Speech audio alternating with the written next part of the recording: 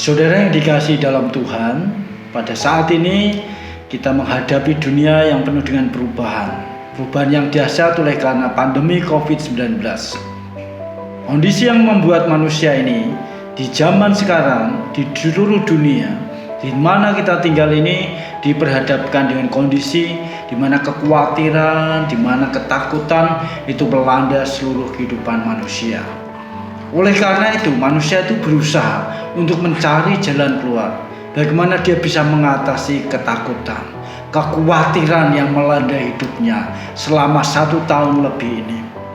Oleh karena itu, kita sebagai orang yang percaya kepada Tuhan, ya khususnya orang-orang yang sudah dipilih oleh Kristus, kita percaya bahwa kita diberi kemampuan oleh Tuhan. Kita diberikan sebuah kekuatan yang memampukan kita untuk bisa mengatasi semua persoalan yang melanda di bidang kesehatan, di mana saudara-saudara kita banyak dipanggil Tuhan, banyak yang meninggal dunia oleh penyakit COVID-19. Di bidang ekonomi, di mana kita ada saudara-saudara kita yang dirumahkan, tidak bisa bekerja seperti dulu lagi, ada yang mendapat pesangon, ada yang tidak mendapatkan pesangon. Ya, di dunia pendidikan, kalau dulu bisa belajar melalui tatap muka, sekarang untuk sementara pembelajaran terus dilangsungkan melalui jaringan internet, melalui sarana Zoom, WA, ataupun sarana media sosial yang lain. Nah, ini membuat manusia itu mengalami suatu kendala. Nah, pada saat ini saya mengajak kita semua supaya kita bisa mengatasi persoalan. Nah, saya terinspirasi dengan sebuah kebenaran firman Tuhan, ya, bagaimana kebenaran firman itu menjadikan solusi. Ketika manusia menghadapi persoalan, maka dia diberi kekuatan oleh Tuhan. Nah, bahan firman Tuhan itu tercatat di dalam kitab Kejadian, pasal yang ke-32, ayat yang ke-22 sampai ayat yang ke-32. Ya, bahan firman Tuhan yang akan kita renungkan pada saat ini adalah di dalam kitab Kejadian pasal yang ke-22 atau 32 ayat yang ke-22 sampai ayat yang ke-32. Di situ adalah perikop tentang perkelahian Yakub, ya, pergumulan Yakub bersama Tuhan di Sungai Yabok. Nah, di dalam Alkitab itu diceritakan bahwa Yakub dalam peristiwa pergumulan dengan Tuhan di Sungai Yabok, kondisi dia dalam kekhawatiran. Kondisi dia dan keluarganya dicengkram dengan ketakutan.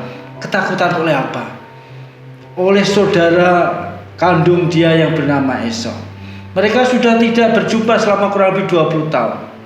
Ketika Esau, ya, ditinggalkan oleh Yakub, Esau berkehendak untuk membunuh Yakub.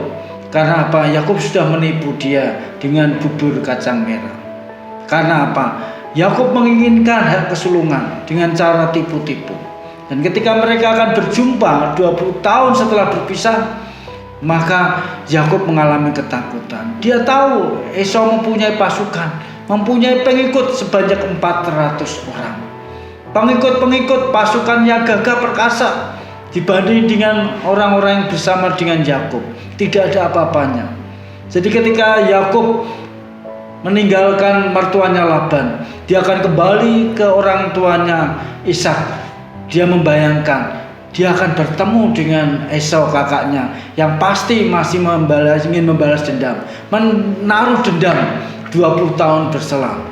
Nah, dalam kekhawatiran, dalam ketakutan menghadapi bahaya, bukan hanya bahaya kematian yang akan dialami Yakub.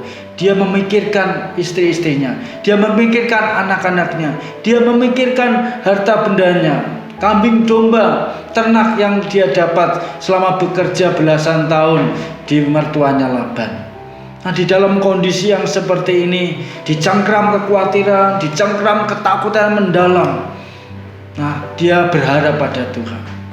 Nah, satu hal yang ingin saya sampaikan pada kita yang mempercayai Kristus, Tuhan sebagai Tuhan, percayalah, ya, kita itu umat pilihan Tuhan. Dalam kondisi apapun, jangan pernah lupakan. Yakub tidak pernah melupakan bahwa dalam kondisi menghadapi persoalan dia selalu manggil Tuhan. Dia selalu berkata kepada Tuhan. Ingat, ya, pada waktu dia meninggalkan rumah orang tuanya Ishak, dia berkata kepada Tuhan, Tuhan, kalau Engkau izinkan aku selamat bisa kembali ke rumah orang tuaku, aku akan menyembah Engkau seumur hidupku. Nah, ketika dia menghadapi persoalan kembali kepada orang tuanya, dia terus bertanya kepada Tuhan. Nah, kemudian dia tidak melupakan, ya, bagaimana Tuhan itu Tuhan yang menyertai dia. Oleh karena itu kita percaya, ya, sekali lagi saya katakan, di dalam Injil Yohanes pasal 15 ayat 16 dikatakan begitu, bukan kamu yang memilih aku, tetapi akulah yang memilih kamu. Jadi Tuhan Yesus itu berkata kepada orang-orang dia pilih, bahwa aku yang memilih engkau untuk menjadi muridku. Ya, bukan engkau yang memilih aku menjadi Tuhan, menjadi juru selamat, tapi aku yang memilih kalian untuk menjadi umatku, untuk menjadi murid-muridku, untuk menjadi umat kesayanganku. Nah, kalau kita adalah umat kesayangan Tuhan, maka kita pasti akan dijamin, dijaga oleh Tuhan. Dalam kondisi apapun yang ditimbulkan oleh persoalan sakit penyakit, persoalan pekerjaan, persoalan apapun yang melanda kehidupan kita, jangan lupakan Tuhan. Percayalah kita dipilih Tuhan. Nah, Tuhan menjumpai Yakub untuk memberikan jalan keluar. Ya, yang kedua adalah bahwa pertolongan Tuhan itu juga ajaib. Mengapa Tuhan perlu menemui Yakub? Mengapa Tuhan perlu bergumul, perlu berkelahi dengan Yakub, dan sampai akhirnya Yakub itu dilukai, dicederai sehingga dia tidak bisa berjalan dengan normal. Tetapi Tuhan berkata, engkau menang. Namamu tidak lagi Yakub. Yakub itu artinya penipu. Tapi namamu aku ubah, namamu menjadi Israel, jadi pemenang. Ya, walaupun itu menjadi hal yang aneh, menjadi seorang pemenang tapi kakinya pincang, tapi tidak bisa berjalan normal. Nah, bagaimana nanti bisa menghadapi Esau yang gagah, Esau yang lincah, Esau yang normal dengan kakinya yang pincang? Tetapi Tuhan itu menolong. Justru dengan kepincangannya, ketika bertemu dengan Esau, ada belas kasihan yang ditimbulkan oleh ketidaknormalan fisik dari Yakub. Jadi pertolongan Tuhan yang diberikan pada umat kepercayaannya itu pertolongan yang kadang tidak masuk akal, Bapak Ibu Saudara. Yakub sudah merancang bagaimana dia bisa menyelamatkan hidupnya. Dia mengatur strategi bagaimana dia bisa menyelamatkan istri-istrinya, menyelamatkan harta bendanya, menyelamatkan 11 anaknya, menyelamatkan orang-orang yang ada di sekitarnya. Ya, kita mencatat dia membagi pasukannya menjadi orang-orang pengikutnya menjadi 3 kelompok, supaya kelompok satu diserang kalah, kelompok yang lain mungkin bisa terhindar dari kekalahan. Kalau kelompok 2 pun kalah, dia ada kelompok yang ketiga, dan Yakub ada yang di belakang.